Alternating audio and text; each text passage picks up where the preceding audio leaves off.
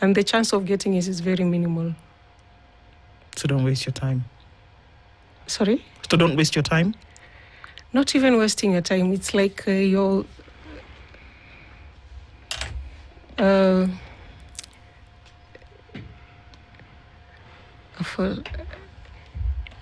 not only a fool, but even trying to fooling others, because automatically or obviously you are looking for something which you can't find it. Not even the chance of finding it is minimal. No, you can't find it.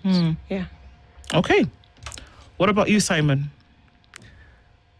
Looking for the right thing in the wrong places. Yeah. So at least the most important thing is to identify, to know what you want and to know how to find it and where to find it. So look for the right thing in the right places. Look for the right thing in the right places. Yeah. All right. Let's look at some of these things that we're talking about this morning, which seem to be a bit worrying off the top of it, Simon. Yes. That there are unexplained deaths in positions of detention. It's worrying because the one big case that is still haunting our minds today, that is yet to be resolved, is that of Albert Ojwang, who died and allegedly was tortured in a police cell, which is a place of detention. Yes. And that he was killed for...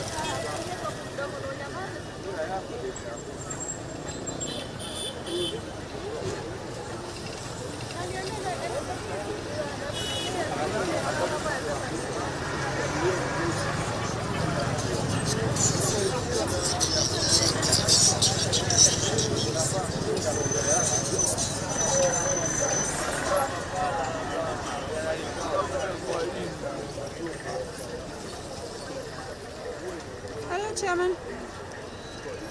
Habari ya leo.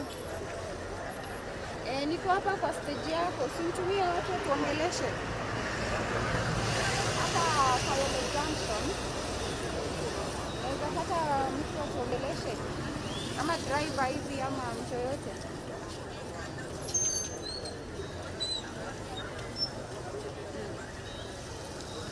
Ama wewe unaweza kuja. Hapa tu Kayole Junction.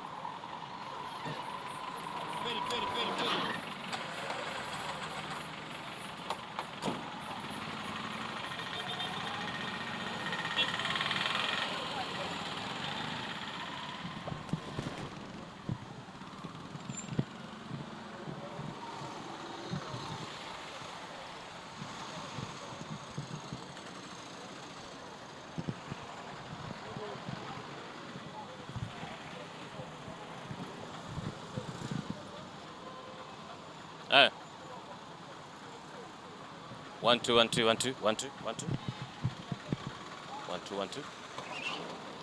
Nikianza kuongea alafu atakuja huku mbele. Chema.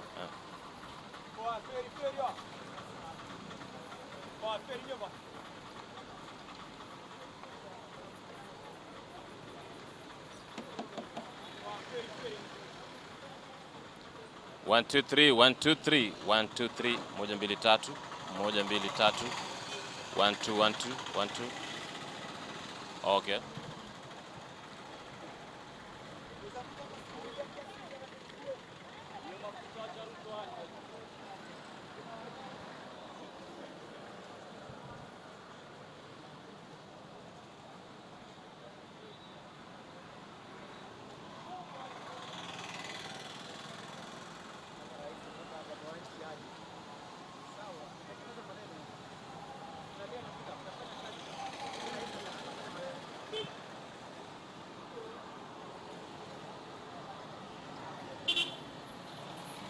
Manza na Ontoma.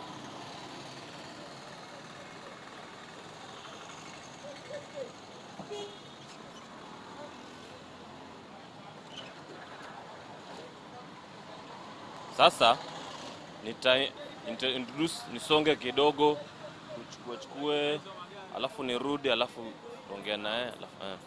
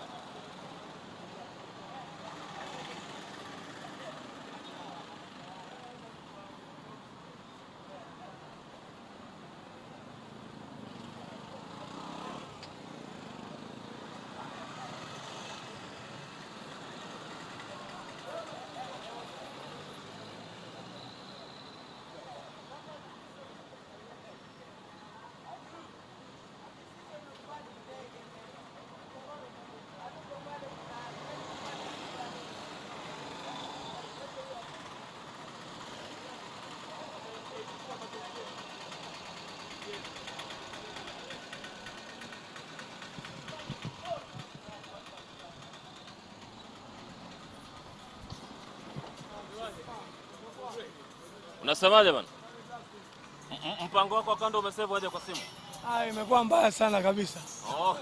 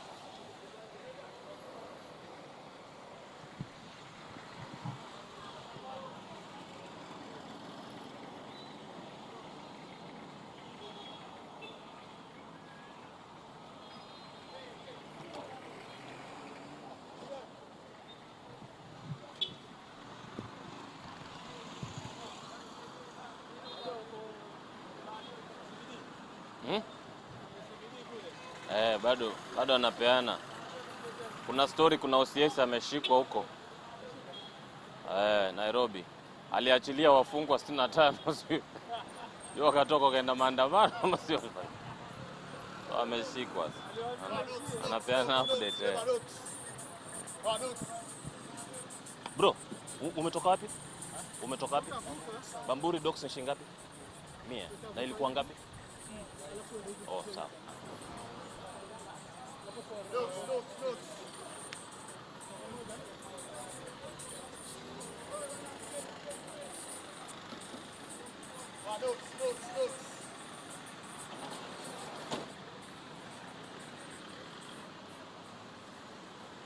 Hey, namba.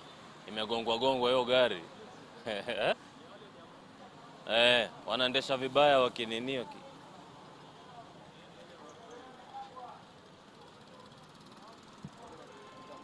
Wamaribia Subaru jina.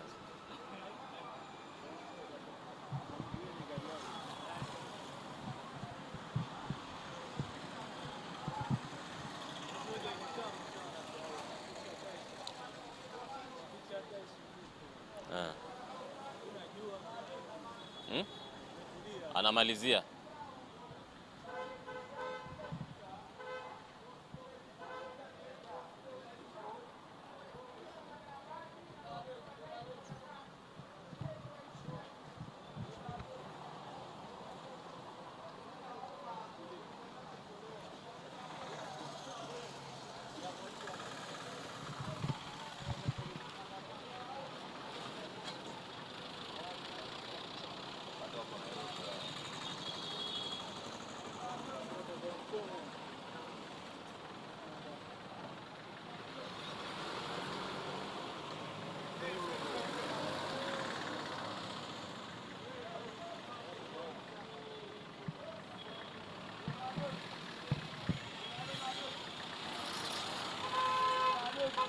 Ujambo mzee.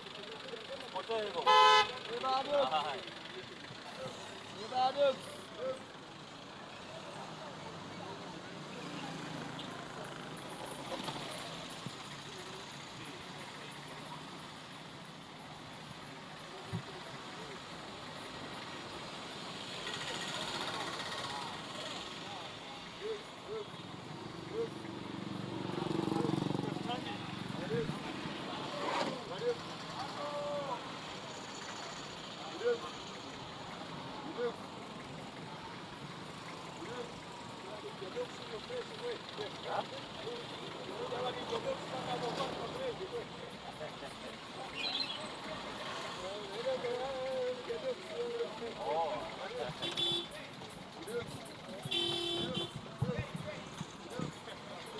Huku Docks kuna nini huku? Nasikia kila mtu Docks. Nakuja huku. Waenda feri. Wanaenda Kangemi.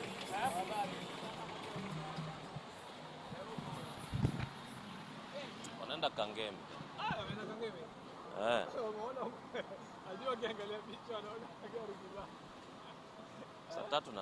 Anakuja tu lakini. Sasa mimi nilimwambia saa ngapi? Anasema hata saa hizi.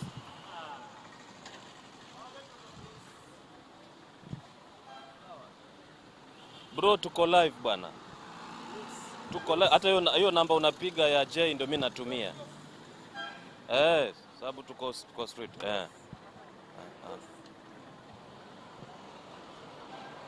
Ni huyo Tiongo.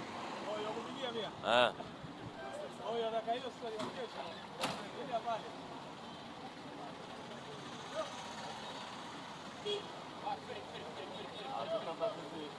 Tutaongea baadaye. Leo najua amepambwa.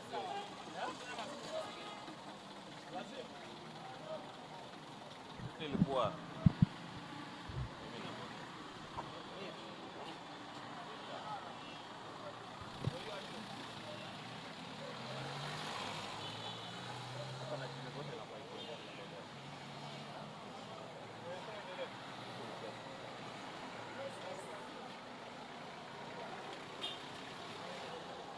Stop.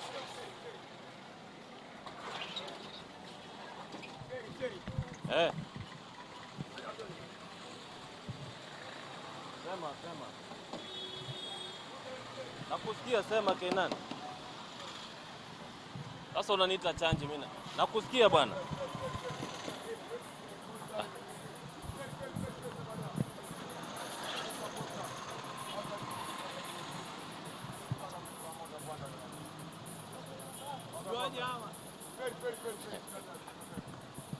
Ananiambia nitarushiwa na Ventura ama nani?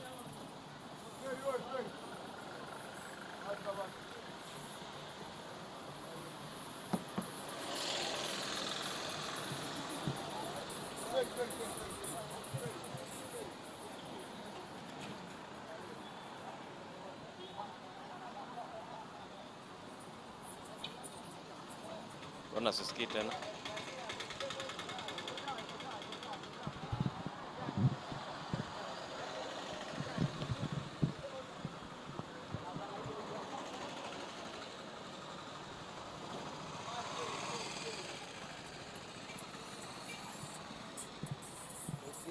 Ananiambia bro, mpango wako wa kando umesave aje kwa simu?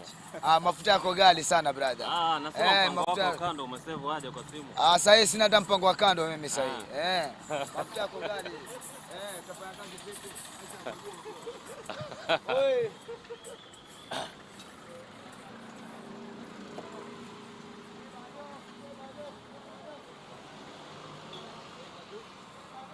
Ulisema hii mabasi ni ya wapi? Ni Manyanga? Za? Na ni kama za kitambo lakini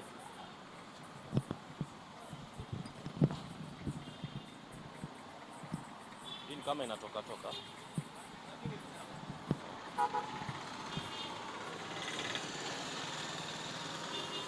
Imagine anahoji mtu, wasikia? Anahoji mtu anaongea, alafu mwenzake hapo kando anamwambia wacha mambo mingi one time.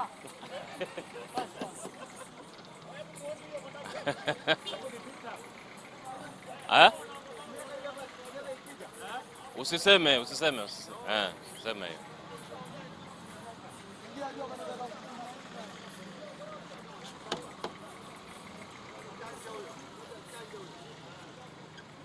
hiyo. Niambie. Salama sana. Mingi sana. Sana. Nikumbuka. Nikumbushe. Uweze kunikumbuka. Mara mwisho tulikuwa Marikiti pale kuchukua vitu. Wapi hapo? Marikiti ndani hapo. Basi nakumbuka. Na ule jamaa wangu wa Sanali ule. Mimi niko Eldoret. Mimi ni kazi na Mkala bwana. Sasa tutaonana. Asante. Haya poa.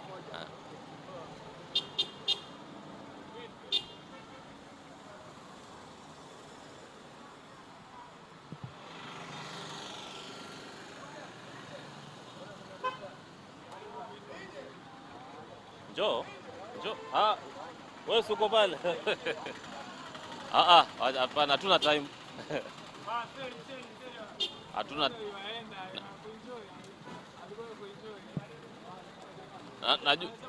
Ngoja.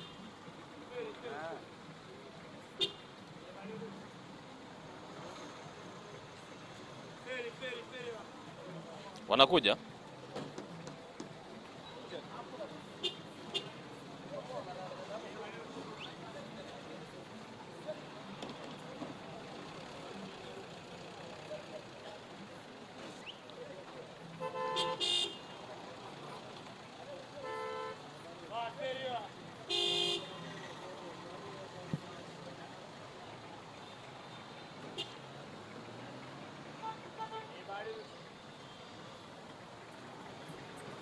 Well, thank you, Ventura. Indeed, we are the Mombasa CBD on Digo Road at Posta, to be specific, and compared to yesterday where we witnessed empty streets of Mombasa apart from the three-wheelers or the tuk-tuks. Today we've seen a great improvement. Several Matatus are now plying. Remember, this is the stage that connects several routes, including the Likoni Ferry, Migadini, Bamburi, Mtwapa, Chuda Kisauni, and several others. But what we've just noticed is that though they're back on the roads, the fares have significantly increased. For example, those coming from Bamburi were used to pay 100 shillings. Today, early morning, they were paying around 150 shillings. So just allow me to get a picture of the entire situation here from the chairperson of the Tuk-Tuk Association. Just introduce yourself, alafu tueleze hali kumekuwa vipi leo ikilinganishwa na hiyo jana. Okay, asante sana. Mimi kwa majina naitwa Profesa Collins Ochieng Obado Mombasa, chairman wa Tuk-Tuk mzima Mombasa. Siku ya leo tunasema tunashukuru Mungu. Mungu ameweza. Naona Mungu ameingia kwa roho ya binadamu, na binadamu wamesema wanataka ile roho ya kufanya kazi. Naona kuanzia jana watu wamepata shida sana kwa sababu matatu au kwa wanafanya kazi. Na mimi kama Tuk-Tuk sikufurahia kwa sababu watu wa matatu pia wako na jukumu la kufanya. Mimi nilikuwa naomba Mungu pia wao waingie barabarani. Na mimi leo tukiwa hapa Digo Road naona wanafanya kazi mpaka wanasema kidogo wameongeza, ndio wameongeza. Na mimi naona wanafanya kazi na hiyo kazi ndio mzuri. Wacha naongea na abiria mmoja hapa, tuambie majina yako, nani, unatoka wapi na unaelekea wapi? Na leo umelipa shilingi ngapi? Okay, asante sana. Kwa majina naitwa Dan. Mimi ni mkaji wa hapa Mombasa. Kwa hakika kweli jana tuliteseka kidogo, ilikuwa kuna magari. Na leo hii nimeamka asubuhi naona gari, isipokuwa fare kidogo imeongezeka. Lakini ujumbe yangu ningeweza kusema. Umetoka wapi? Nimetoka sehemu za Migadini. Umelipa shilingi ngapi na kawaida unalipa shilingi? Nimelipa, wanga tunalipa saa zingine za 50, 70. Kwa sasa tumelipa 100 kwa sababu kusema kweli kwa sababu ya mafuta iko juu.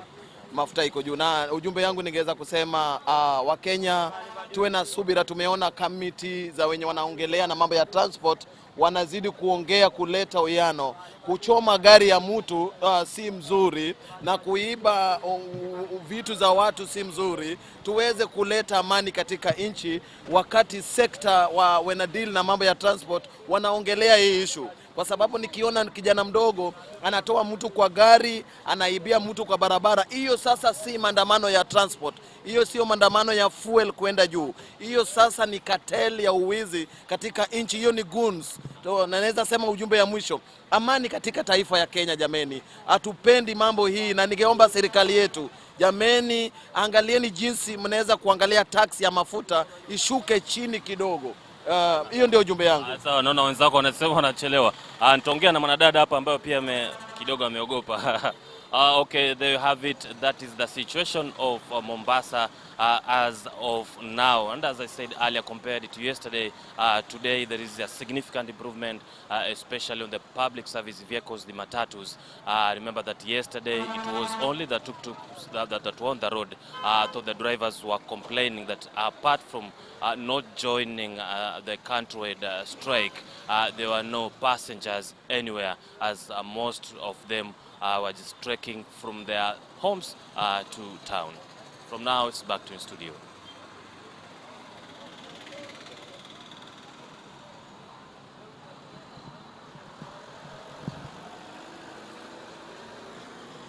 Ili katika nilikuwa nataka kuja hapa kwako, lakini naona uko karibu na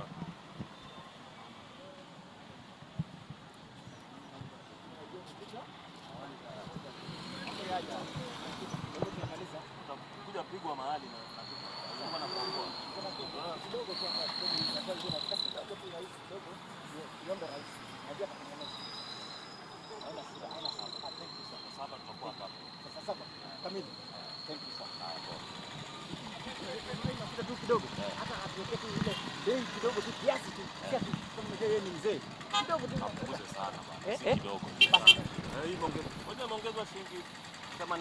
kwa mwezi mmoja. Najua ameongeza 80. Karibu 40 ameongeza.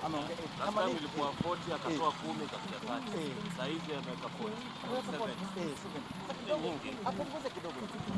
Sasa bwana na unajua hiyo yote ni profit.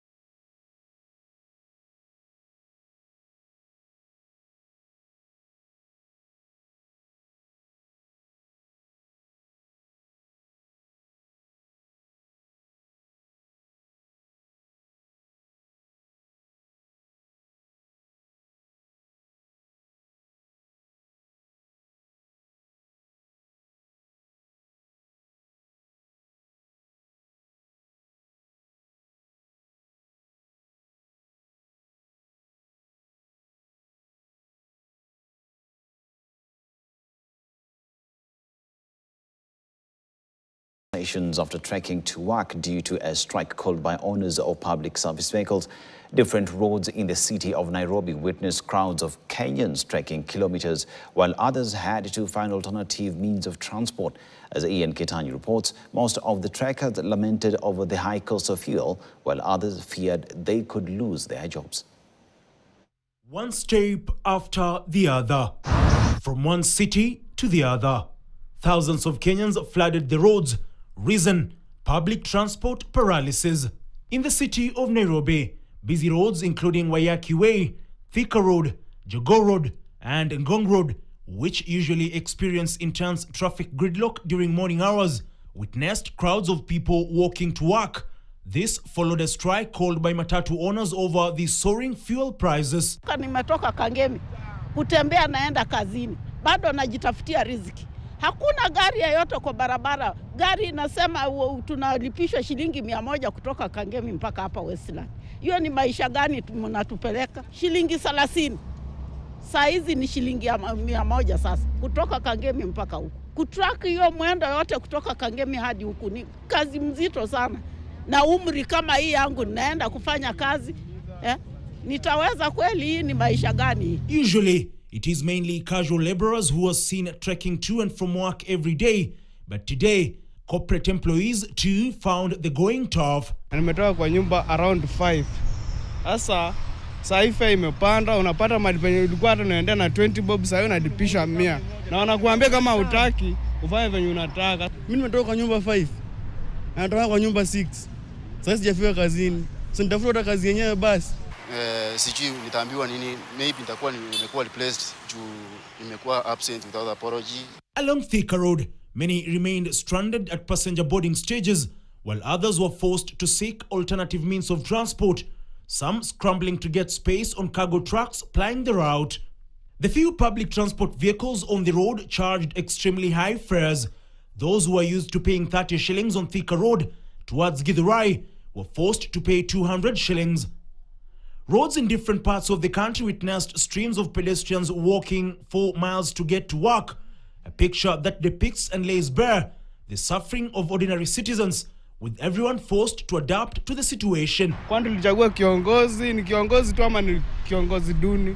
Kama ni kiongozi duni si watuambie. Kama ni hivyo wauze tu hii Kenya, watupatie pesa sisi tuame, ama watuambie tuame, wafanyie Kenya kenye wanataka. Hatujui mwenye tutachagua, lakini tunajua mwenye hatutachagua. Amidst the transport paralysis, the main outcry has been the rising cost of fuel, which is the root cause of the strike, and the general high cost of living. Mafuta iangaliwe, ishukishwe kwa sababu mafuta iko. Si ati mafuta hakuna, mafuta iko na waache kutupandishia vitu. Sasa hii nikichukua pikipiki kutoka hapa hadi huko wananitisha pesa more than 1500. Mimi mwenyewe sitengenezi 1500 per day. Eyes now turn to Tuesday, and as to whether this strike by the Matatu operators will spill to Tuesday. Ian Ketani for KTN Prime. And Tuesday is here. Matatus nowhere to be seen. Kenyans still stranded. The situation same as yesterday. Question is, when will Kenyans see light of the day, especially following that meeting that happened yesterday? And there's seemingly no end in sight. Light at the end of the tunnel is still as dark as that very same tunnel.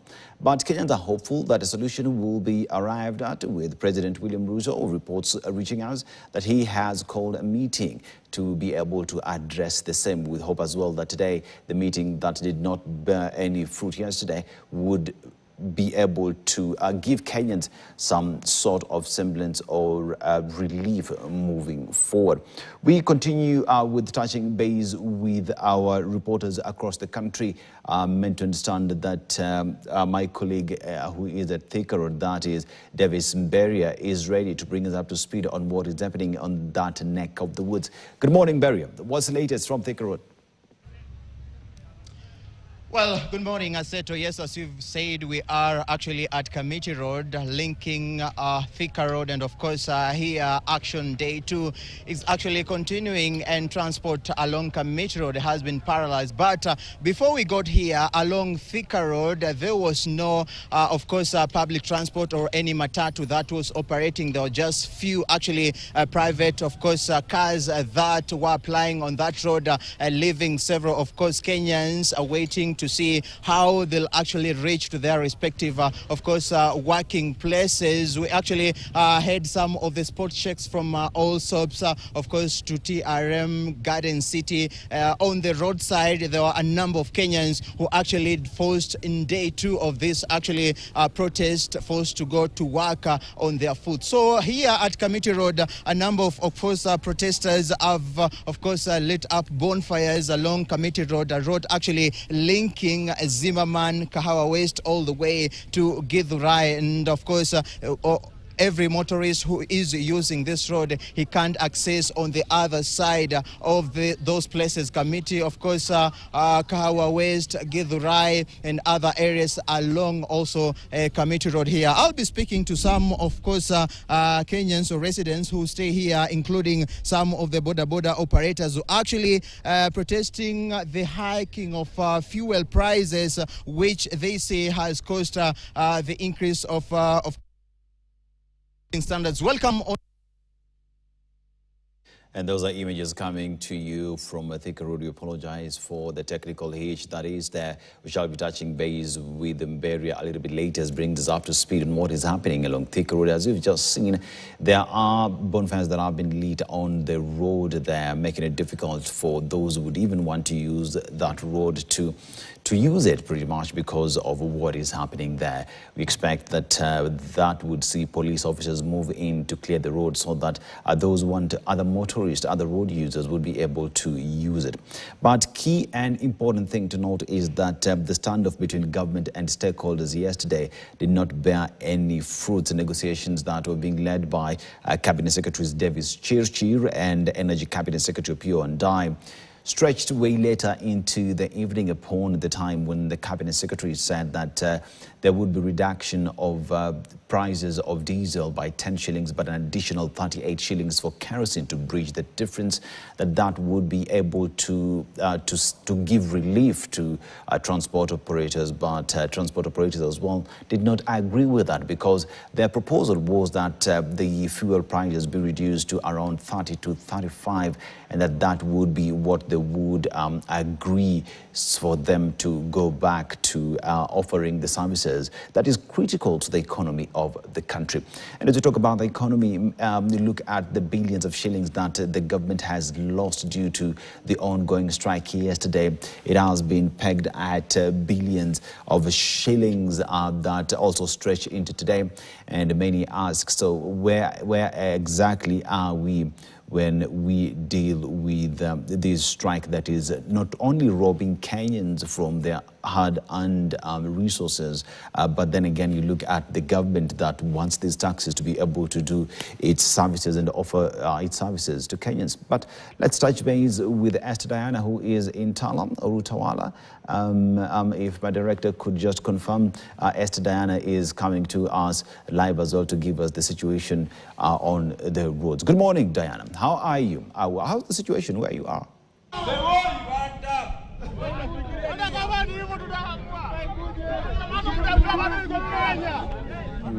We're getting you live and clear. What's the situation? We can see that a lot of Kenyans today are as well on the streets today due to the paralyzed transport system across the country. But what's the latest from where you are, Diana?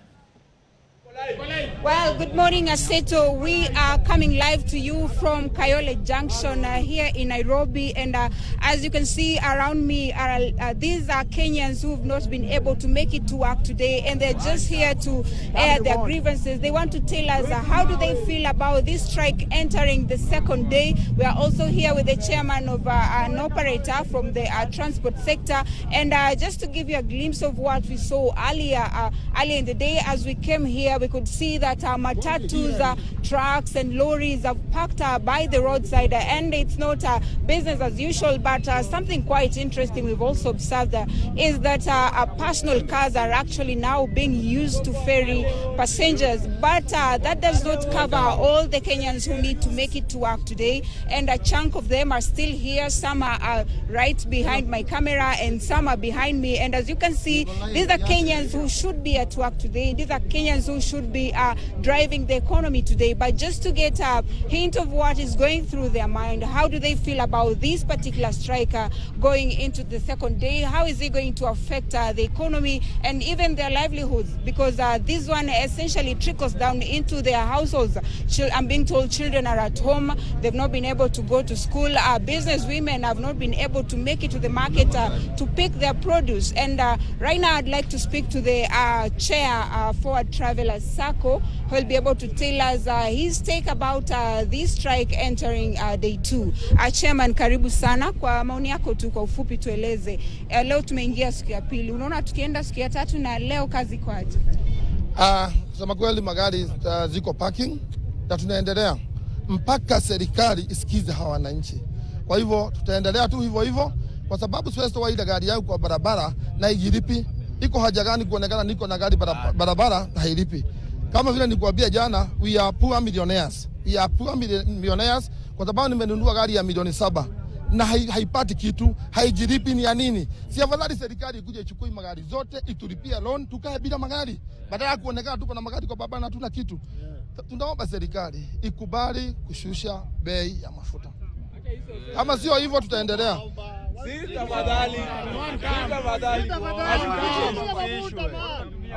Kidogo tu. Ukiomba ataendelea mpaka huko. Okay, ni sawa vijana, kidogo tafadhali. Tunaomba tu, wacha tuombe kwa sababu wao ndio wako viti, siku itafika. Sasa tunaomba serikali ishushe mafuta. Na kama hata shusha, sisi tuendelee na mgomo. Hakuna haja kuonekana tuko na magari.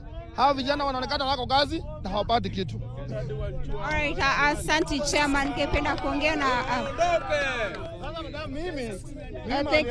karibu kuja mbele huku.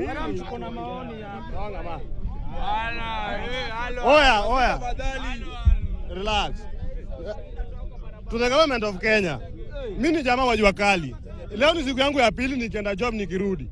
Unaona? Jana nilienda nikarudi. Leo nimeenda nimerudi. Watoto wako kwa nyumba wajaenda shule juu ya mafuta, juu kuna watoto wanaenda shule na magari.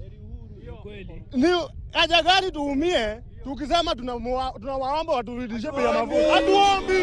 Waturudishe bei ya mafuta chini. Uchumi kae poa. Mafuta ndio kila kitu. Uhuru president alikuwa amefanya man. Tusiombe hii maneno man. Wewe kama jenzi, kama uko na kura yako, huyu jamaa hata sijui tunamwongonya nini ya kura. Jamaa ende one time. Jamaa ende ni one time man. Tumetoseka bwana. Alright, asante. Wacha tupatie mwenzako nafasi pia aongee, atueleze maoni yako. Okay, asante sana. Naitwa Kenas, niko hapa Kayole Junction. Nataka kuongea kama jenzi. Tunaumia kama jenzi. Leo ni siku ya pili na tena kesho ni siku ya 3 kama tujaenda kazi. Tunatembea tuna kazi na tena ndio hiyo mafuta imepanda na tunaumia.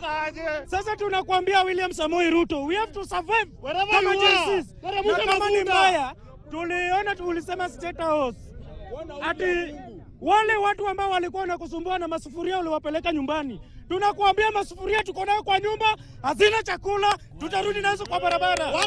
Kama ni mbali na mambo ni one time. Asante sana. Mambo hivyo. Asante alimaliza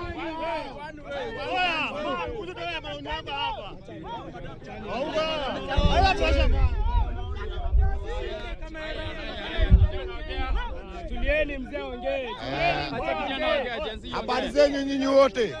Poa. Mimi ile swali niko nayo. Kuliko pahali nimelelewa ni Kagudo Road. Nimekuwa kazi ya matatu kutoka 1999. Kweli wakati yangu ilikuwa wakati mzuri. Nyakati hizi kwa president wanakuja watu waangalie maslahi yetu. Sana vijana wale tunazaa ndio wako na shida. Mimi ile kitu nataka mafuta kwanza. Serikali rudisha mafuta chini. Kenya iendelee. Kenya usiweke ni kama iko juu. Kenya iko chini. Tusikue kila mtu Kenya. Majamaa oi, one time.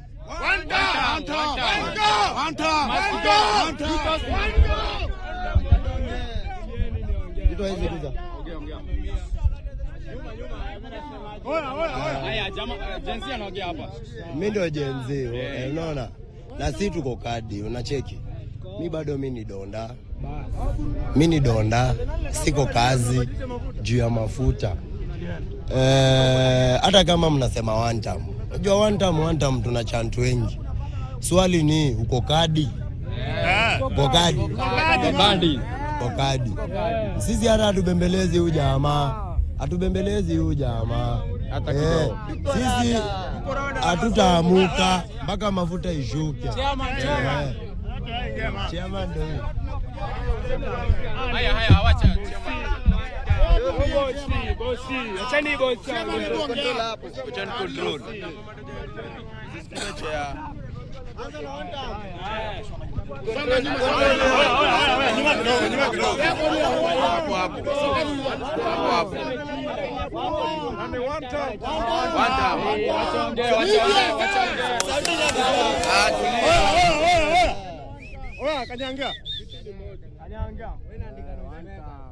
Okay, kwa majina naitwa Paul Odhiambo. I'm the chairman for Travelers Sacco. Siku ya leo na siku ya jana tumesema hatuko kwa biashara na tunasema tunatetea wananchi kwa sababu bei ya mafuta imepanda na tunaona tunafinyiliwa. Na mwananchi amefinyiliwa kwa sababu ile bei wamepandisha mafuta, mwananchi hawezi kimu transport kubebwa na hiyo bei ambayo wanataka tuongee. Jana tumekuwa na mkutano na the minister, tumekuwa na Badi na tumekuwa na mtu anaitwa Chichir na tumekuwa na mtu anaitwa Okoyo Ondai na tumekuwa na mkutano kubwa na wao. So nita appreciate kwanza kwa sababu walitupea their time. We have a discussion of 4 hours with them at their office na tukaafikiana kwamba kwanza wapunguze hiyo kitu. Walisema inaweza patikana shilingi 10, walisema 10 inaweza patikana, lakini sisi tulisema minimum yetu ni 46 shillings. So tunaomba 46 shillings ipunguzwe ili tuweze kufanya biashara. Kuongea tu kweli, sisi ndio tunaumia zaidi kwa biashara ya transport. Hata kama tumegoma, mapenzi yetu si kugoma. Tunataka turudi kazi, watu wengi hawana ajira, watu wengi hawana chakula. So tunaomba hizi magari za loan ziko na madeni, tunataka zirudi kwa barabara tuweze kufanya kazi. Tunaomba tu wanaishi waweze kuvumilia kwa sababu ile shida tuko nayo tunafaitia nchi yote. Tunafaitia wananchi, si about the transport. Kwa sababu nia yao walikuwa nasema tukisikia tunafinyika tuongezee bei. Tukawaambia wale wananchi unawaambia tuongezee bei,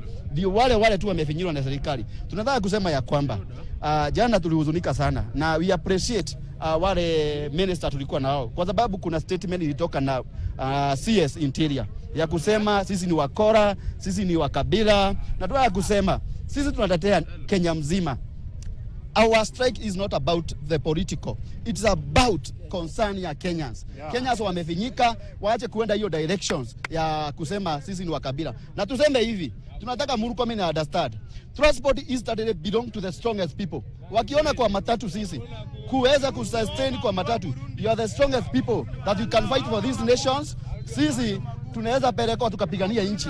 So atisuzie uoga, asiseme atatushika, hapana. Sisi tunatetea haki yetu na tunaomba amani katika Kenya na tunasema no amount of intimidation ambayo itafanya sisi tuache kudemonstrate, tuache kudown our tool. Tumesimamisha biashara yetu na kuna amount of intimidation itafanya sisi tuache. Na kama wako na nguvu na jana walipunguza shilingi 10.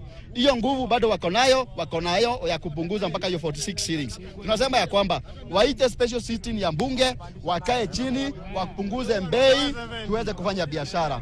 With all due respect, we are over them, our solutions, they are not ready for our solution. Let them take our solution, from then tutaweza kurudi kwa biashara. Thank you very much. One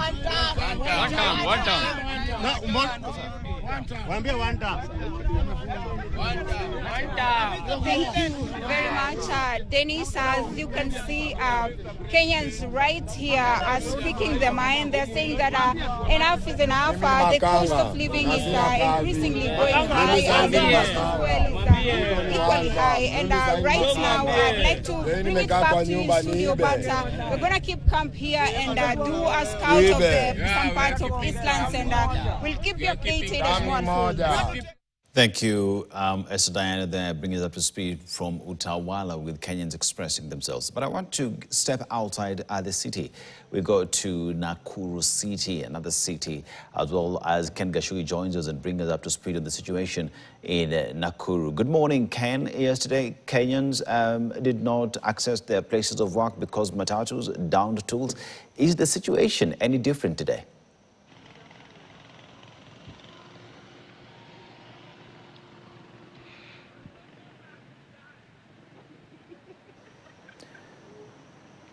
Good morning, Ken. Thank you indeed. We are here in Nakuru City. At the moment, we are along the Nairobi-Nakuru highway, where we have the road is actually somehow clear. Very few vehicles are still moving on. This is because of the ongoing protest following the increase in fuel prices that hit a record high ever in this country. And at the moment, we have the road having just a few private vehicles moving around. We have only a few people and just a handful of matatus that are moving up and down. And we also have the public, the heavy commercial vehicles, the truckers have just parked their vehicles along the road just for their safety. At the moment, we have established that at Free Area Trading Center, the Nairobi-Nakuru highway has already been barricaded, but the police have rushed there and they are trying to reopen that particular road. And with me here is one of the truckers here. Tukianza na jina lako, unaweza ukatueleza ulikuwa umetoka wapi, ukielekea wapi na hali iko namna gani? Tuanze na jina. Moraya Muna, anafanya kazi hapa World Energy na tuna experience mashida mingi sana wakati fuel imepanda. Kama sasa unaona job hakuna, wamefunga job. Na watu pia wamekwama hao customers wetu wa area hawawezi tufikia, na tuko na customers wetu wa hapa around. So job yetu imekwama hivyo, pia hoteli zimefungwa, kila kitu imefungwa. Tunashangaa tutafanya aje. Kuna otherwise ni government tutetee sisi. Unashika. Na government yenyewe imekataa. Kama jana usiku nimeona venye Vice President anaongea, nikaona hakuna hope. Hata ifanyike nini, hakuna hope. Sasa leo ni the second day. Kumaanisha tutasafa by the time tunarecover tena kwa biashara. Na pengine ukiangalia mahali kwa kituo cha mafuta ambacho wewe unafanya kazi, zile trailer zimekuwa hapo kwa muda ama, na pengine plan yao umesikia wakipanga vipi? Hizo trailer zimepaka hapo for the last 24 hours na still hawana hope ya kuenda juu, wanaenda mbali. Kuna wa Uganda, kuna wa Rwanda, naona ni za mbali, na wamekuwa hapo pale mbele free area, si wamebarricade. Walienda hapo jana wakaporwa, so inabidi wana take refuge hapa mpaka time yenye kila kitu itakuwa normal. Shukran sana. Thank you very much. Indeed, those are the sentiments of just one of the traders, our business persons here around this area. We are at the moment, we are at section 58, where flow of traffic seems to have resumed normalcy after the police rushed to the Free Area Trading Center where the road had been blocked. But we can see that we have several trucks have started moving. We also have the private vehicles and just a few matatus, but a majority of the matatu operators have kept their vehicles away from the roads because of the fear that they may be attacked, and also their own participation that in the ongoing protest against the high fuel prices. Here in Nakuru yesterday, we also established that we lost one person within Nakuru city, the person who was ran over by police officers' vehicle as they were engaging in running battles. Also in the neighboring Molo town, we have also established that 2 people were killed after they were shot by the police during the running battles there in Molo town, and also several others have also been rushed in Molo hospital. And we also have the various businesses in this around this area. They are still closed, most of them apprehensive that they may be looted, as was witnessed in some parts of Nakuru, some parts of El Kalau, parts of Gilgil, and also in Naivasha, where the protesters stormed Hetia's supermarket and they looted that supermarket of valuables worth millions of shillings. And at the moment we can see that just a few people have opened their shops, and they are just keeping an eye to ensure that if there is any risk, they just close and leave the premises. And this is a story that we are still keeping an eye on to ensure that we bring our viewers up to speed with whatever shall be happening. Later in the day, we shall also be visiting Nakuru Level 5 Hospital, where we have 2 people in the ICU and also 3 others in the general ward having sustained gunshot injuries yesterday during the running battles. Back to you in studio. Thank you, Gashui, for that report. As you've just told us, there are those who are in the ICU, others in general ward after suffering gunshot wounds from police officers yesterday. And a clear pictorial there showing the situation in Nakuru County, with the truckers and buses having packed at a petrol station as they await for the situation to get better, for them to get back to their business and transport goods to various locations across the country. We now come back to the city, Thika Road to be specific, and touch base with Davis Beria, who has been keeping tabs on the situation. Good morning, Beria. What's the latest from Thika Road?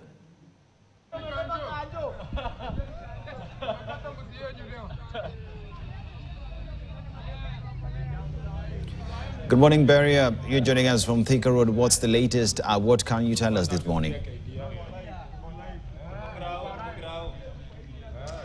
Well, a very good morning, Aseto. Yes, as we said, we are along, of course, Committee Road, a road linking Thika Road. But before we got here, we had some of the spot checks of some of stages used by, of course, Kenyans who ply between, of course, Thika to Nairobi using the Thika Superhighway. And in those actually stages, we saw actually stranded Kenyans who are waiting for, of course, the Matatus who are not plying. They are actually protesting owing to the increase of fuel prices, and some of them were left stranded, not actually getting every mean of transport to their, of course, respective working places. Where I am right now is Committee Road, and behind me, actually, if you can see, youth, of course, irate youth have lit up bonfires along Committee Road, blocking any actually motorists who are using this, of course, road to access on the other side of Kahawa West and Githurai 44.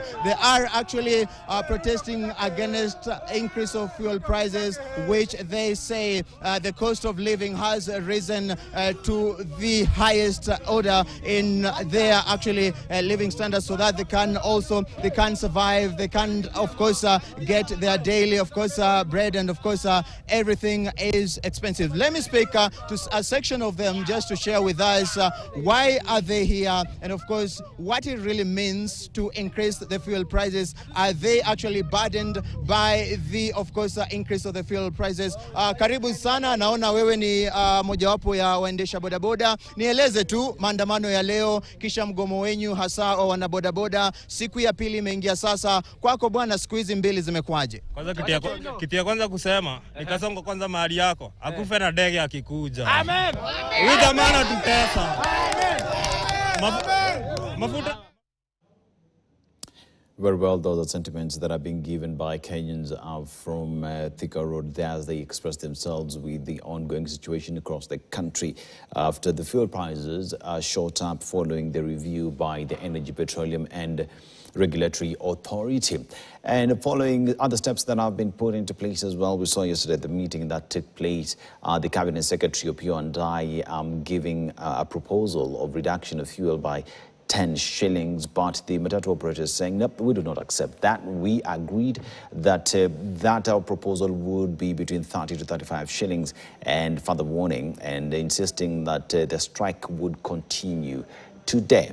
And as would be the case, the Matatu operators have followed through with the directive that has been given by their representatives who went to meet with the Cabinet Secretary yesterday. It is hoped that another meeting that was organized for today and maybe tomorrow would bear some fruit, and that would see a solution being given early in the morning. We had a discussion with individuals in the sector who said that the long-term solution would be perhaps going to Parliament to have a review of the levies that are within that sector, so as to ensure that a long-term solution is given, because remember, the Act of Parliament that gives all these levies then must be reviewed, and that must be done in Parliament. Are we likely to see Parliament leave recess and come? Because those are some of the suggestions that have been given by many for us to have a permanent solution to the same.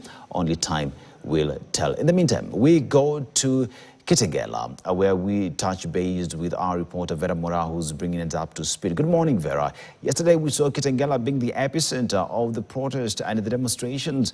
What's the situation this morning, Vera?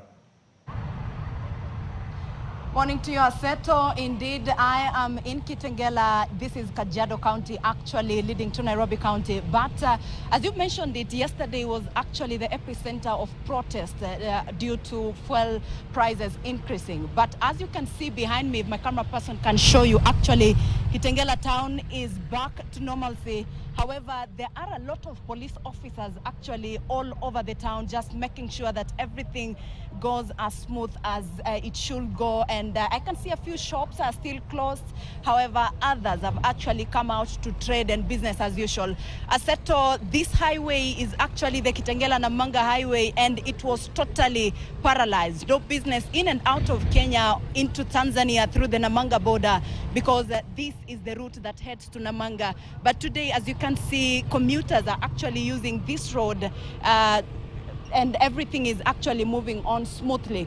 But Aseto, it is also noted that yesterday there were a lot of chaos. As early as 7 a.m. I was here yesterday, and this place was actually blocked by youths who lit fires all along the road, all the way to the border of Kajiado and Namanga, that is along the EPZ road, and this place was totally impassable. But Aseto, today we are here to see the aftermath of what we called the fuel increase prices protest yesterday that were experienced all through the country. Where we are currently is actually cafeteria, I can call it that, but it's a small place where people actually come here for refreshments. And as you can see, it was totally vandalized, everything coming to a standstill, and now they are counting losses. And with me here is actually the owner of the place, perhaps to just tell us and paint a picture of what really happened yesterday. Was he in the place when the youth entered and looted his shop? How many losses is he counting? Sir, karibu sana kwenye KTN. You'll begin by your names. I'll help you hold the mic. And then you'll tell us what exactly happened yesterday, where were you, and how much losses are you counting today? Okay, first of all, my name is Samuel Otiso, and I am an operation manager for Tico's restaurant. Yesterday, I was not around, but my team was around, was within the business. And when they decided to see that the commotion is almost to start, they closed the doors and they went home. So in a few minutes, these guys, after they started the demonstration, they came to our shop and they destroyed everything we got. There's finances, we have had a lot of like electrics. Tumepata pia asala ya vitu kata. Baadhi ya hizo vitu ni damages sa furniture. Most of the furniture they were destroying and going with it. So other electronics that they decided to take are TVs, cashbox, and even equipment. Yes. Pengine unakadiria hasara ya shilingi ngapi hivi in Kenyan shillings? I can't be able to approximate exactly, but I believe we have won a loss of 1.5 million to 2 million. Yeah. Pole sana. Pole sana kwa hayo. Nitakuwa nazungumza na wewe baadaye hapo kwenye taarifa zetu zingine. Lakini Aseto, that is it from here Kitengela, but he is actually not the only person that incurred losses yesterday. The Coca-Cola depot that is adjacent to us here was also vandalized, and they are also counting losses. I have seen other shops, around 10 businesses in Kitengela actually incurred losses following yesterday's protests. Aseto, as for now, Kitengela is actually back to normalcy, and a lot is actually happening as it should be. And there's one more resident that wants to speak to us. Mama, karibu sana kwenye KTN. Utavua kofia yako ndo watazamaji waeze kukuona. Sawa sawa. Utanieleza tu jana maandamano yalikuwaje na wewe ulikuwa wapi? Maandamano ilikuwa baya sana sababu walianza hapa Tikos, wakakuja hii duka yangu hapa. Wakaimba, wakafunja. Hata ni bahati walikuwa nang'ang'ana waibe hiyo, waguse hiyo friji yangu. Lakini waiba mchele, wakaimba kila kitu. Pengine hasara ya pesa ngapi hivi? Hasara tuseme hasara sababu hasara kama 1,100. 1,100. Pole sana. Na ungependa serikali ifanye nini kuhusiana na migomo hii? Hii migomo inaweza faa sababu ilikuwa migomo ya gari iko ya hawa wa vijana. Sasa walifanya vibaya sana. Sasa nataka hata angalau waangalie isikuwe tena hiyo. Sababu unaona sisi hatukuwa tuna hiyo maandamano. Sasa ilikuwa ya watu wa magari, ikakuwa ni kuharibu mali ya watu. Sasa kama hapa hawana chochote wala nini. Na mwingine hapa, utaanza kwa majina yako kamili alafu utanieleza jana maandamano yalikuwaje, pengine uliathirika kivipi? Jana maandamano ilikuwa mbaya sana. Majina yako? Mimi naitwa Rashid Kenodia. Maandamano ilikuwa mbaya sana. Hii watu wanajifanya ni maandamano na kana kwamba wanataka kuharibu vitu za wenyewe. Juu sasa kama huyu mama unaona ameenda hasara sana na hiyo duka yake ndio inamsaidia, sasa imeporwa. Sasa hata hii si maandamano ya mafuta, ni waizi. So mimi ningeuliza serikali kama lazima maandamano kuwekwe maandamano na kukue curfew. Sisi zote tukae kwa manyumba. Juu watu wengi wanaumia. Unajua siku hizi watu wana survive na maroons. Sasa unaona watu wanarudi chini. Kama ni maandamano, iwekwe maandamano na iwekwe curfew, tukae kwa nyumba. Hivyo tu. Sasa kama hii maandamano ni baya sana. Sasa hizi walikuwa wanataka hii tukianza ilikuwa ya mama boga, kuinua mama boga. Sasa hii kibada hata na uzaka boga ilikuwa imetupwa na huko. Si unaona? Sasa si ya hasa sijui ni nini sasa hii ni kuharibu. Ile kidogo umepata. Lakini mnaathirika na bei ya mafuta, pengine bidhaa wewe mwenyewe unapataje? Soko imekuaje tangu mafuta kupandishwa bei? Mafuta ni baya sana. Sababu hata sasa tukianza sasa kama leo ningekuwa niende Matanga, sikuenda. Kuna magari hakuna nini. Unaona? Bei nayo ni baya. Iangalie hiyo bei ya mafuta sana. Sababu hiyo kama sio wakati hiyo bei ya mafuta haingekuwa na hii maandamano sasa. Unaona? Hiyo bei walitokelezea sababu walisikia kuna maandamano ya magari na hii mafuta. Sasa walikuwa wanasema ni mafuta. Sasa nikashindwa hata ni mimi niongezea mafuta. Si mimi. Pole sana. Ndo matamshi ya wakazi wa eneo hili la Kitengela. Seto, that is the latest from Kitengela. A number of residents and locals, business persons have actually counted losses beginning yesterday from 7 a.m. when protests erupted in Kitengela, Kajiado County, all the way to around 7 when the police officers were able to calm the situation in Kitengela. Aseto, I will be here monitoring the situation of Kitengela town and other areas. But so far we have Vocal Africa, activists of Vocal Africa, human rights defenders, actually confirming to us that we have 2 deaths in Nairobi, and actually Kiambu has recorded 3 deaths since yesterday when youth and Kenyans at large came out to protest. We will also be following up on that and bring you the latest. Aseto, for now, back to you in studio. Thank you, Vera, for that updated and detailed report right there showing the situation, including traders who were just going about their business and looters who took advantage of the situation and robbed off hardworking Kenyans. Real sad indeed. But let's go back to Thika Road, that is at Kenyatta Road, where Committee Road, where Davis Beria is, to bring us up to speed. Beria, a lot has happened from the last time we talked. Kindly bring us up to speed. Yes, Aseto, a lot has Of course, some few minutes I was speaking to some of the irate, of course, residents of this area who are protesting against the high cost of living, which has been caused by the hike of fuel, both petrol and diesel. And after actually just speaking to one of them, police actually came and dispersed, of course, the irate protesters. And some of the police officers telling us we should be cautious and we should not actually condone making those actually groups come to us because they are attracted. They want to speak to the public. They want to speak to the president. So that is the only way they can actually speak to us. Of course, here at Committee Road, nothing is happening. Transport has been paralyzed. Remember, Committee Road is one of the key roads that actually links residents who stay in Kahawa West, Githurai 45, Githurai 44 beg, and Zimmerman, actually linking up to Thika Super Highway. And today, before we got here, we had some spot checks in some of the actually areas where actually these residents get their transport from. We started at, of course, Allsops, where residents and Kenyans who woke up very early today morning to go to their actually work were left stranded.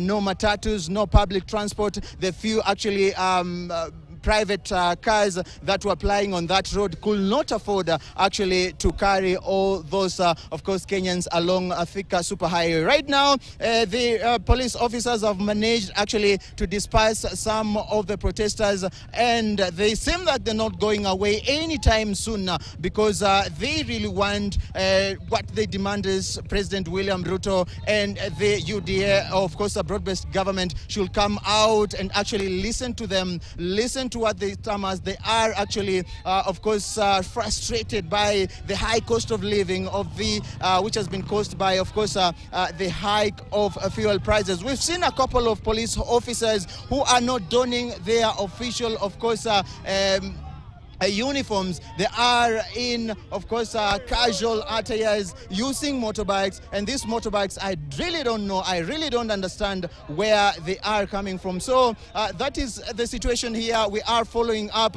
We shall be going on the other side of Kahawa West just to see what has been, of course, what is going on right now. But as per now, nothing is happening along Thika Superhighway, and a lot is happening on this Committee Road, where the residents, the protesters are saying we are not going actually to relent. We are not going to back down up until the government does something, of course, making sure the fuel prices actually comes down and the cost of living comes down. As you can see, my camera person, Cosmas, giving in that shot, those are some of the police officers who are actually using the motorbikes just to trace some of the protesters who have been here some few minutes ago. So as per right now, they have actually identified some of the protesters. 3 of them have been arrested, and as per now, we've not seen any incident where a protester has been injured. But as we go on the day, we are actually told that this area is one of the hotspots.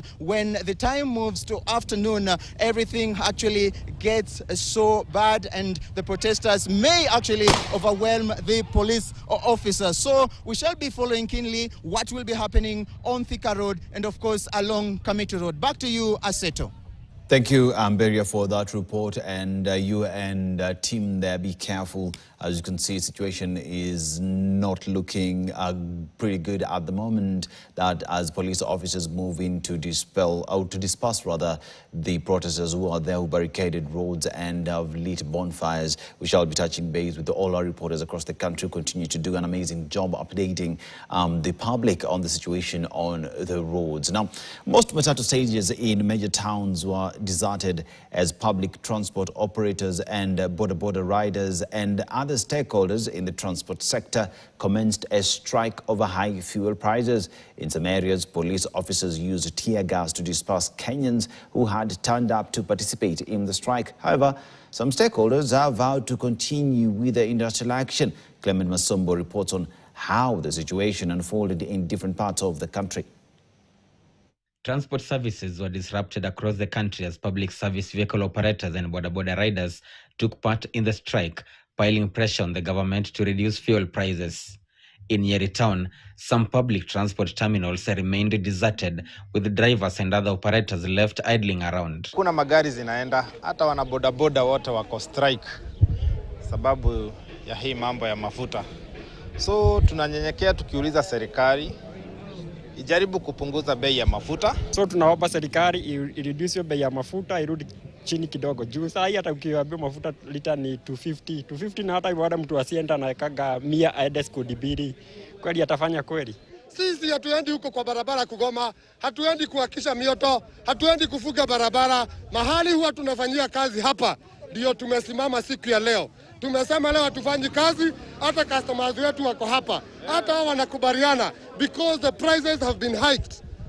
In Nakuru City, it was a cat and mouse game between police officers and people who had turned up to take part in the strike. Residents of Nakuru accused the government of turning a deaf ear to the cries of Kenyans. The government has decided to showcase the arrogance and ignorance. When you stop listening to the people, or you read, they will stop believing in you, even when you have good intentions and ideas. In Kisumu, the situation remained calm, but transport activities were paralyzed, with the public transport operators joining their counterparts in other parts of the country. A similar situation was also reported in the border town of Busia, where passengers and business people complained about the high cost of living.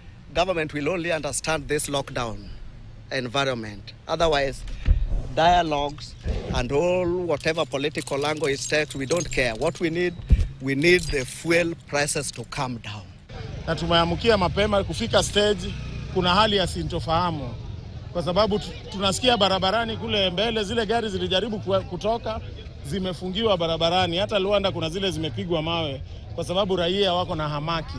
Embu and Meru towns also remained deserted as passengers and cargo vehicle drivers expressed the losses they had incurred. A similar situation was also reported in Homa Bay County. Sasa tunaumia sana kama sisi watu wa operators za heavy trucks. In fact, Kenya 70% zinatumia I think DSL. Na sasa hiyo DSL ndo hatuwezi pata rahisi. In Kiambu, residents accused police officers of using excessive force against people who took part in the strike. Ningetaka kuomba serikali bei ya mafuta iende chini haraka iwezekanavyo kabla haya mambo hayajazaa mambo mengine mabaya zaidi. In Machakos, police were forced to use tear gas to disperse large crowds of Kenyans who had turned up to participate in the strike, aimed at pressuring the government to lower fuel prices. However, public transport operators and other stakeholders have vowed to continue with the strike until the government eases its stand. So naomba tu serikali ihurumie wa Kenya, mafuta iweze kushuka. Juu kiendelea magari zingine ni za rons. So wengine hatutaweza kulipa. Clement Masombo, KTN. Thank you, Clement, for that report. Now, that is the situation that was experienced yesterday across the country, where Kenyans found it difficult to get to their places of work or even to ply their businesses. But that notwithstanding, there is a meeting that was held yesterday between the stakeholders in the transport sector together with the Energy Cabinet Secretary, Opiyo Wandayi. This is the recap of the statement that was given after that meeting. We have had lengthy deliberations from 4 p.m. today up to now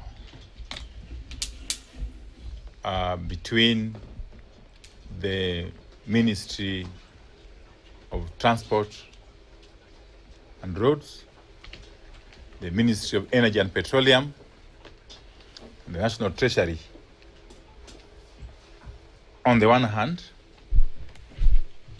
and representatives of associations of various public transport sector operators concerning the situation around the recently announced prices of petroleum products. The government of the Republic of Kenya regards the public transport sector as crucial to the functioning of the economy, and therefore would not wish to see any form of disruption in that particular sector, even for a minute. So in an open engagement, within a spirit of transparency,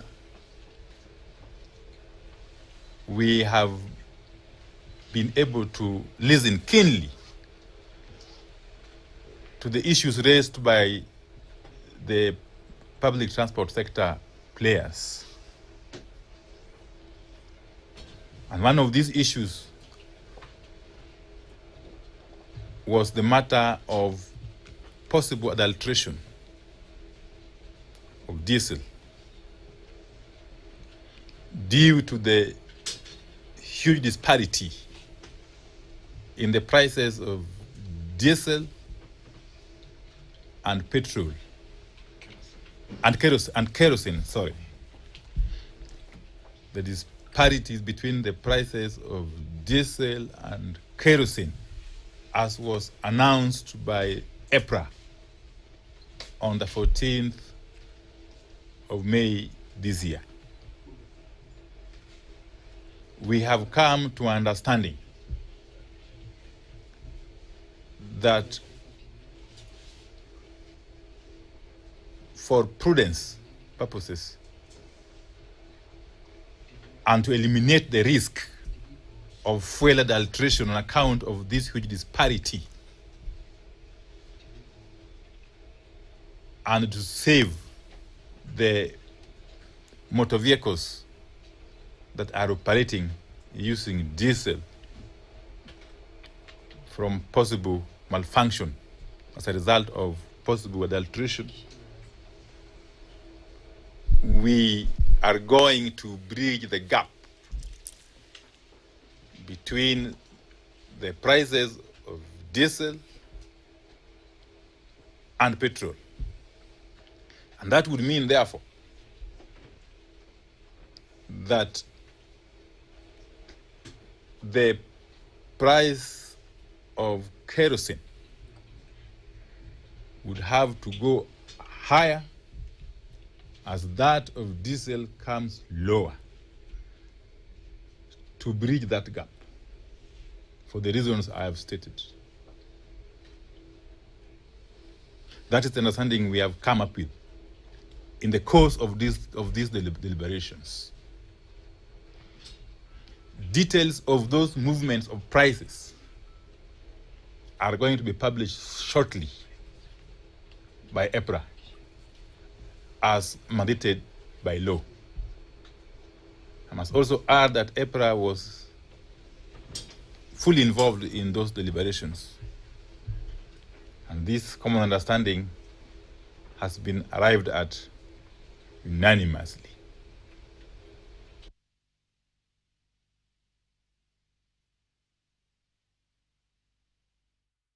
That was the statement by CS Opio Wandai of Energy. But the Matatu operators as well, who were in that meeting, had this to say. They insist that the strike is here to stay.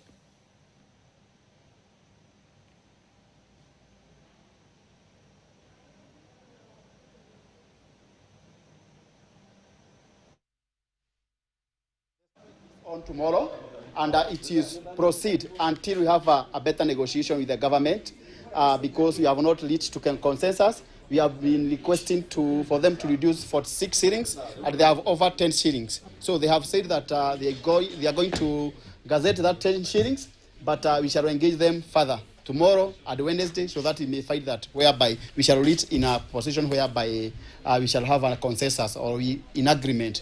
So we are calling upon all our commuters, all our travelers to bear with us. We are fighting for them, actually. Instead of increasing price of the transportation price, so we are fighting for our travelers. So we pray that they observe that, they bear with us, and they maintain peace and stay at their home. And Matatu operators as well had a lot to say yesterday. Let's just take a look on what they said.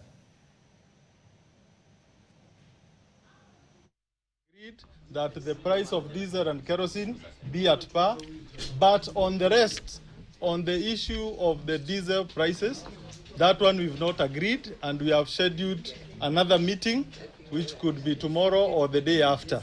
So in the meantime, it is our request that all our drivers and owners of vehicles continue keeping their vehicles at home. And very well, that is the situation that the country finds itself. And today on Kenya's Bold newspaper, you can get yourself a copy of the same, or also go on epaper.standardmedia.co.ke. That is the situation on our roads today. This is Thika Road. One would think that it is a new road being launched, but nope. It is because many have stayed away from these roads because of the total shutdown that has been experienced. And here we look about a security where 4 people were killed yesterday, several others injured and property destroyed during the protest. Now, when you talk about businesses in major economic hubs remained closed amid fears of vandalism and looting. Education, schools were shut. Others recorded low attendance due to security concerns and transport disruptions. Of the 3 that I've mentioned, still being experienced today, still children have not been able to go to school. I know enough of my colleagues whose children are at home because they cannot release their children to go to school due to matters to do with insecurity and unavailability of transport. And on transport, many Kenyans were forced to walk to work after Matatu operators withdrew their services. Many call the situation as Kenya being a working nation. And the economy is estimated to lose about 3 billion shillings for every day of demonstrations. With what we're seeing today, put that at 6 billion Kenya shillings. Now we touch base with Bentura Kwamboka, who is along Wayakiwe. Good morning again, Bentura. What's the latest along Wayakiwe? Anything has changed? Are we seeing vehicles moving in Westlands? Well, thank you so much, Seto. We are coming to you again from Westlands, that's along Waiyaki Way. The latest update I can give you is that the roads seem quite busy, but that from personal vehicles and border borders, which are ferrying people from one point to another. As compared to yesterday, these roads were empty. Even those public personal vehicles, actually, some of them were being barred from using the roads, but as you can see my camera person panning, that's those are vehicles headed towards the central business district. The roads are a bit active. People are going about their business. But something to note also, if we can pan towards this particular establishment, you can see several shops are closed, but we have different retail shops and supermarkets still in operation. So the current situation, and as you can see, we have the presence of security personnel here just monitoring the situation and ensuring that there is calm and peace, trying to see maybe certain groups or people don't bring disruptions in the transport sector. That is what we have here from Westland as far as the strike of the Matatu, day 2 of the Matatu strike continues. As you can see, this particular place where we have I think one Matatu or so, this place is usually flooded with Matatus that operate this route as they take commuters to the CBD from those places like Uthero, Kino and Kangemi to the central business district. But what I can tell you, as far as movement is concerned, the border sector is reaping quite something, because that's the only reliable public means of movement. And we talked to a few earlier.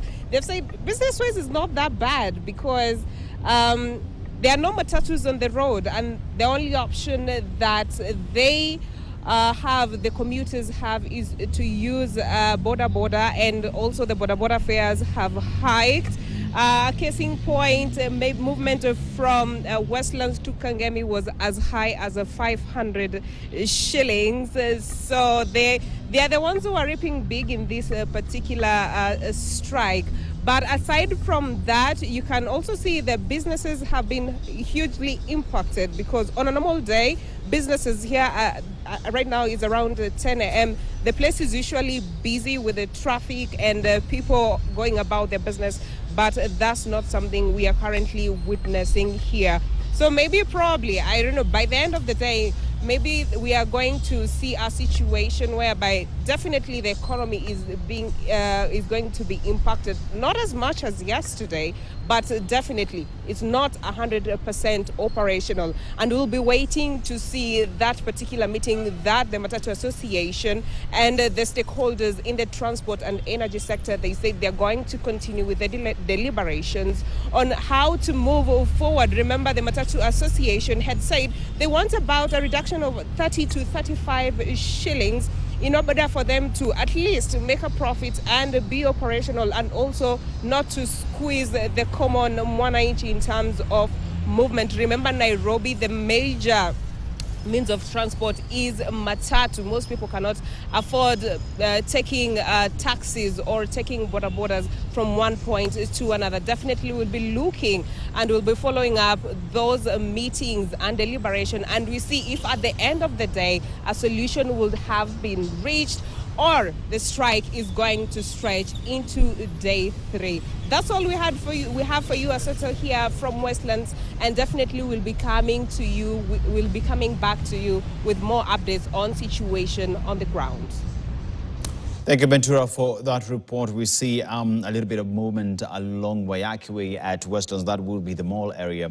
As you see, only a single Matatu is there, especially in an area where Matatus are usually operate from. But we see a lot of movement from private vehicles and border riders who were there today. We had a meeting with Kevin Mubida, who is the president of the Border Association, and he says that as border sector, it is upon them. If they want to join the protest, they might as well do that, but that them as a body have not stopped their members from operating, because everybody is facing different challenges. The reason why you see today we have borders that are operating as well and ferrying Kenyans from one point to the other. The catch, though, is that it is very expensive for you to be moved from one point to the other, and many say they are making back due to what is happening in the country. Now, with no transport services available in many parts of the country today, Kenya was turned into a working nation.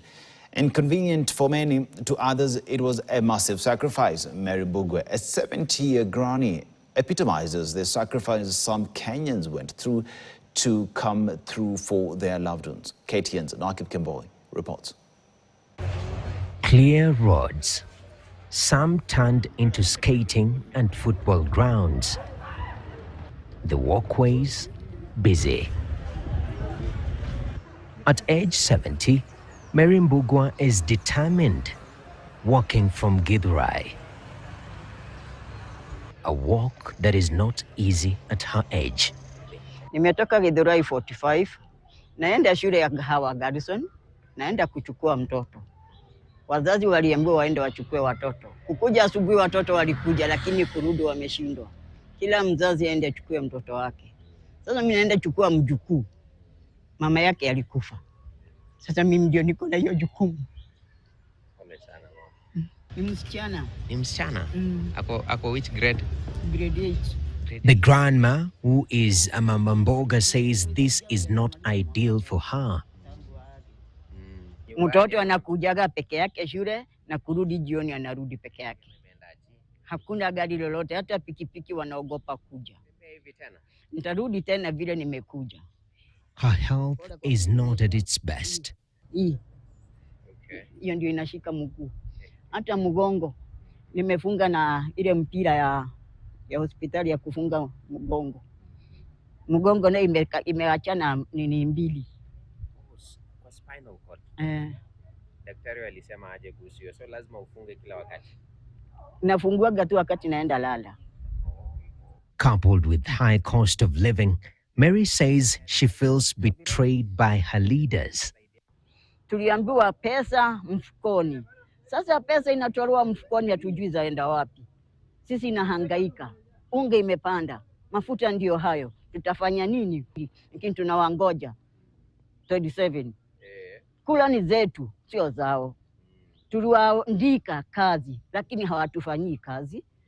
Wanatuumiza, na wajue mahali popote muajiriwa ni mpaka atafutwa.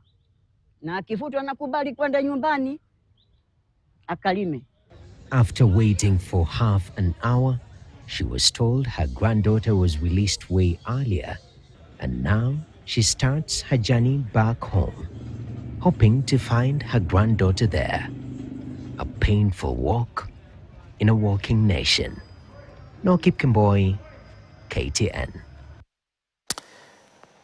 Those how do you just see? When we talk about the fuel crisis in the country and Matatu's downing tools and not operating, it is not just about the aspect that there are no vehicles. Many other aspects of the society are affected. Today, children are not in school. What does that mean in the long term?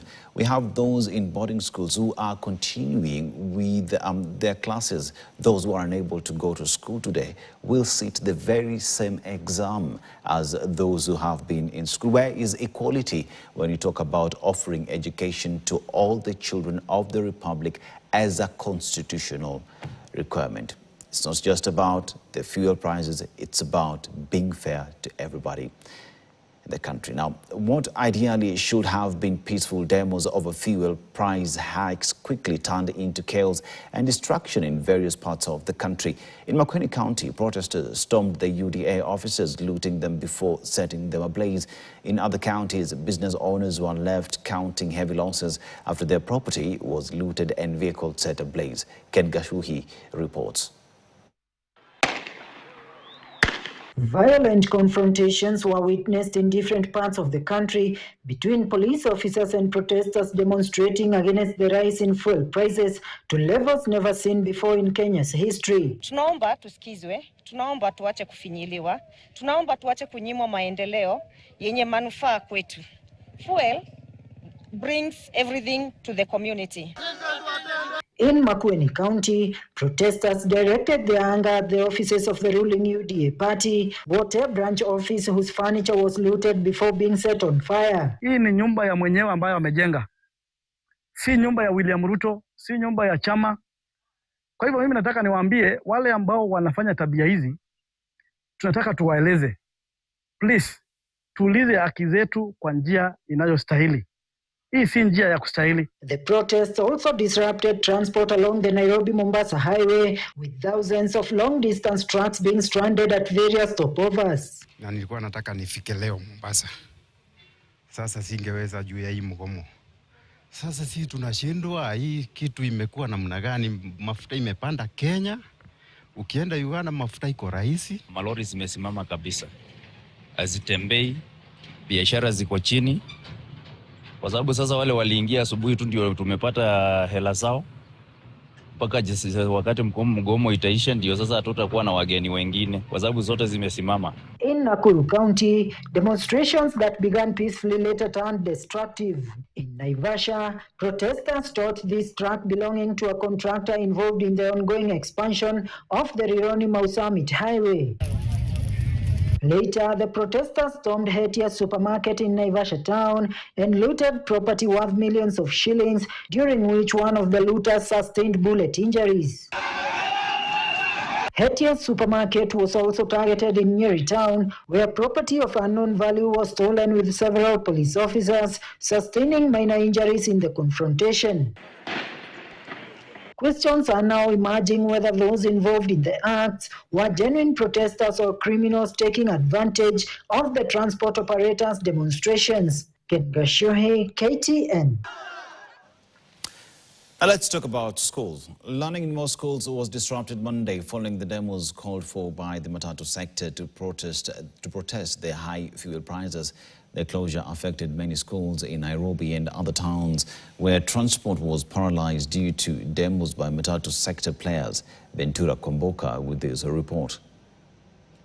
Schools across the country have shut down, not just because of a mayor's strike or poor weather patterns. It's because the fuel is just too expensive to run buses. And while teachers are not able to commute to their workplaces, kids are forced to stay at home and learning is put on hold. The early morning scenes of Nairobi, usually marked with heavy traffic and lots of movement of school buses, picking and ferrying students between 5 a.m. and 8 a.m. remained unusually quiet, with some learners being spotted stranded at some Matatu terminus. Within the city's center, most public schools, including Nairobi and Moi primary schools, remained shut due to non-availability of public transport. In Eastlands, some public schools recorded an 80% attendance, with slow learning reported and disrupted school schedules. It is a very unfortunate day in our country, but we thank God because of our school that our population here stand actually over 80-85%, because majority of our learners here come from around, and therefore those who come from these areas here, they have not been disrupted. Maybe the 10, 15 or 20% that has not returned is the one that comes from far away areas who uses Matatu transport. A spot check by KTN in Thika, Kiambu County revealed empty classes. All the children are now at home. Buses were not able to transport children. Remember, buses transport children from as early as 5. They are on their way going to collect children. Education is a serious sector. It's not something you wake up in the morning and you say children must stay at home. And so we are disturbed as a nation. Hard hit were private schools. The private schools have been adversely affected by the rising cost of not only fuel, but the cost of living. Our learners have to come to school, they use diesel. We have to buy foodstuffs from the market. Those foodstuffs are brought in by trucks which use diesel. And everything which we buy, the prices have gone up. We are finding that even the instructional materials are being unaffordable to our parents. Following the disrupted learning in schools, the Kenya Secondary Schools Heads Association Chairman Kitui Branch called on government to resolve the issue to ensure resumption of learning. I think that these demonstrations are not affecting schools. They are directly affecting our operations. Therefore, I want to urge the government to move swiftly and meet with those stakeholders, because they are serious stakeholders in transport system, and avert these problems. Reporting for KTN, my name is Bentura Kwamboka. Thank you, Bentura, for that report and the entire team that has made this a success. You know, we have all our reporters. Vera Mura is in Kitengela. We have Davis Meria, who is along Thika Road, Ken Gashuhi in Nakuru. We have Violet Auma, who is in Kakamega. We have Ontomo at the CBD, Bentura Komboka, who is Waiakiwe, as well as Esther Diana, who is in Utawala. Everybody making sure that we bring you up to speed to what is happening in our roads. It's my time to leave, but Suleiman Yeri will be coming in to continue with the coverage in Swahili. As they would say, Baki Naheri means Suleiman Yeri, but right now, Mimi ni Dennis Asato. Suleiman Yeri coming in a few.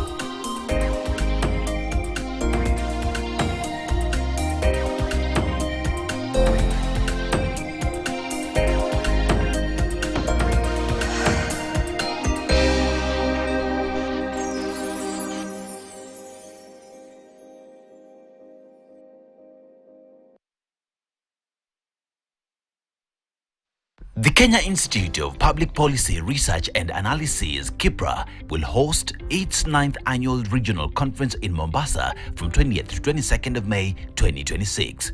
Themed Strengthening Value Chains for Inclusive Growth in Kenya, the conference will provide a platform to explore opportunities to maximize the potential of various production value chains. The evidence and insights from the conference will inform policy interventions on job creation, eradication of poverty and inequalities, and management of climate change vulnerabilities. These will enhance the country's productivity and competitiveness in regional and global markets. His Excellency Professor Kithure Kindiki, Deputy President of the Republic of Kenya, will officially open the conference. To learn more about the conference, visit www.kipraconference.org or call 0724 256 078. Kipra, thinking policy together. Here it goes! Every day is a new adventure. With curious hearts and brave little steps, Oba and Zuri discover the world around them.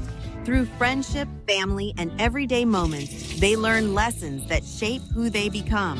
Because sometimes, the smallest experiences teach the biggest truths.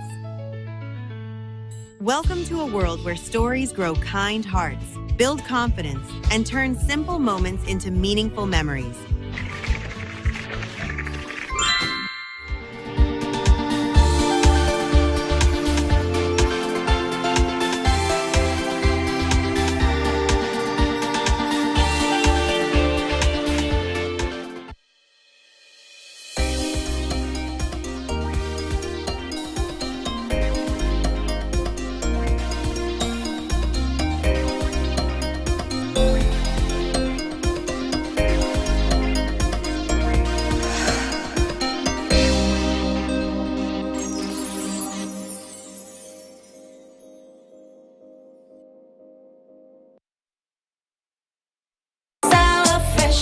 Niko sete, niko fine, niko best.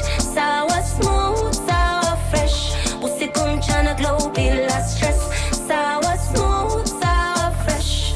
Niko sete, niko fine, niko best.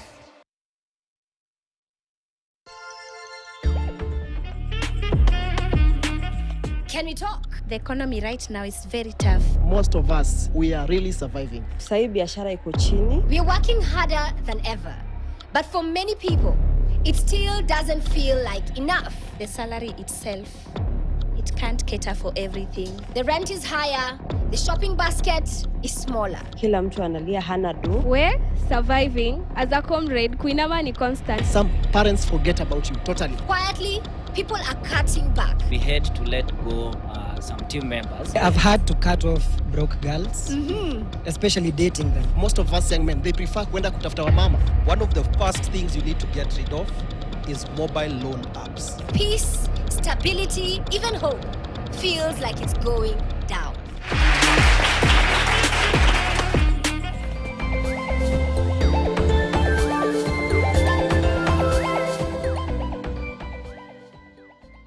In a world drowning in half-truths, in whispers that masquerade as facts, how do you find the real story? You cut through the noise, you demand clarity. For decades, the Standard and the Standard e-paper have been Kenya's unwavering heartbeat.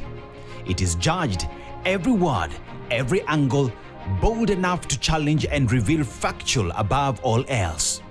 But the truth isn't static. It evolves in every moment, and so do we. Presenting the Standard all-in-one app, your direct portal to real-time news, curated entertainment, and premium content. From the unfiltered truth of breaking stories to the depth of our exclusive investigations.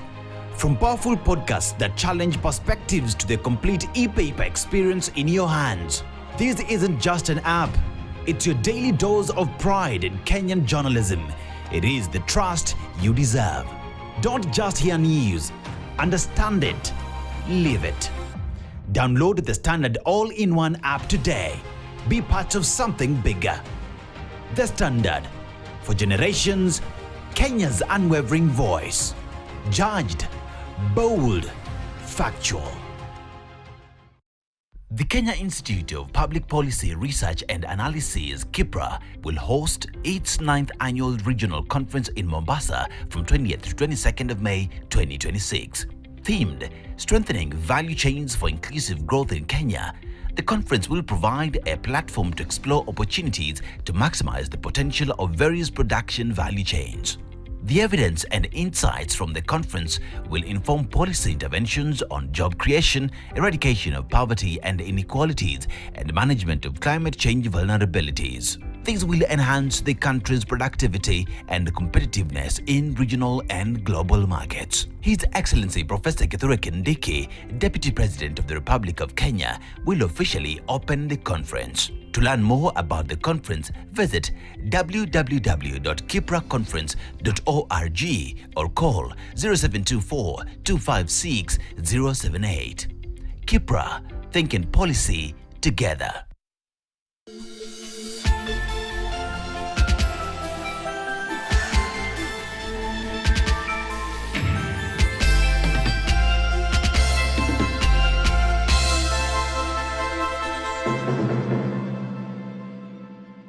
This is KTN.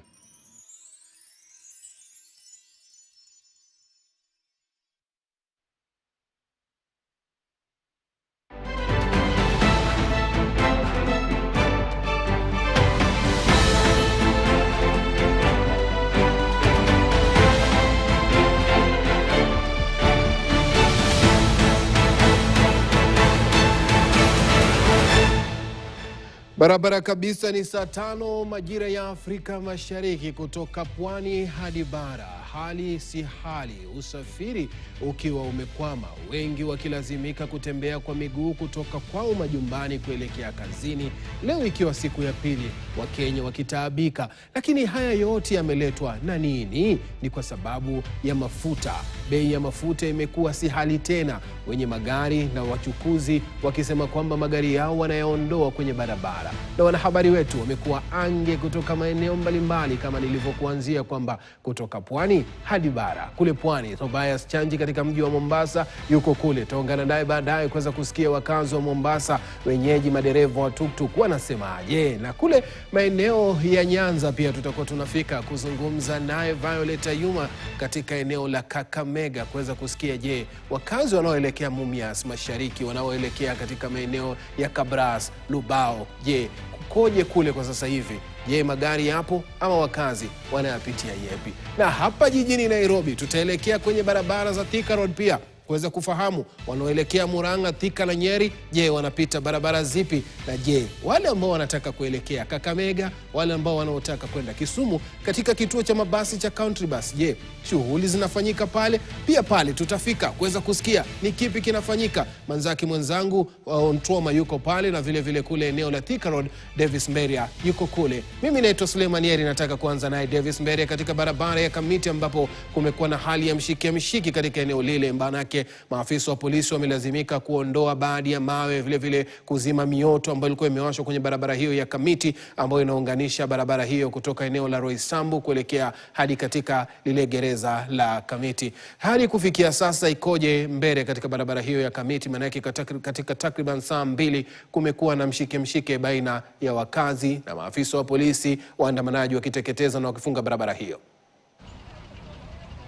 Naam, shukrani zaidi Yeri. Ulivyosema ni kwamba kumekuwa na hali ya mshike dakika chache zilizopita kati ya maafisa wa polisi na waandamanaji ambao walikuwa hasa wameziba barabara hii ya Kamiti, barabara ambayo hasa wakazi wa eneo la Zimmerman, eneo la Kahawa West na upande mwingine Githurai 44 hutumia hasa kuingia katika barabara kuu ya Thika Road kuelekea hasa kule jijini Nairobi. Na nyuma yangu unapoona basi, iwapo mpiga picha wangu Cosmas Mongeli atakupa picha taswira kamili, ni maafisa wa polisi ambao wameendelea kulinda doria. Hapo awali waliweza kudhibiti hali ambapo vijana waandamanaji walikuwa hasa wamechoma hasa magurudumu ya magari na kutumia hasa mawe kuziba barabara hii ya Kamiti, huku usafiri ukitatizika, waendesha bodaboda sawia pia na wale ambao wanatumia magari wakisalia hasa kurejea upande mwingine katika barabara kuu ya Thika Road. Lakini pakubwa pia kuu ambalo tumeshuhudia hii leo ni maafisa wa polisi ambao hawajavalia sare, wamevalia hasa zile nguo za kawaida na wanatumia zile pikipiki ambazo wameziziba hasa usajili, na hii ni mojawapo ya mbinu ambayo wanatumia hasa kuwakabili waandamanaji ambao wao wanasema kwamba hawatawacha kuandamana, hawataacha hasa kwa kile wanachokitaja kama kutetea haki yao kutokana tu na gharama ya juu ya mafuta ya maisha ambayo imetokana na kupanda kwa bei ya mafuta, dizeli na upande mwingine petroli, na pia hali ambayo inaathiri hasa bidhaa ambazo zinatumia hasa mafuta. Mapema hii leo kabla ya kufika hapa katika eneo la Zimmerman, tulipitia baadhi tu ya vituo ambavyo wakazi wa maeneo haya ama ambao wanaishi katika barabara hii ya Thika Road upate magari yao kuelekea hasa makazini yao bwana, wengi wao wakisalia kutatizika, kiasi kikubwa wakiwa pale katika vituoni wakingoja magari, manake hakukuwa na magari ya usafiri wa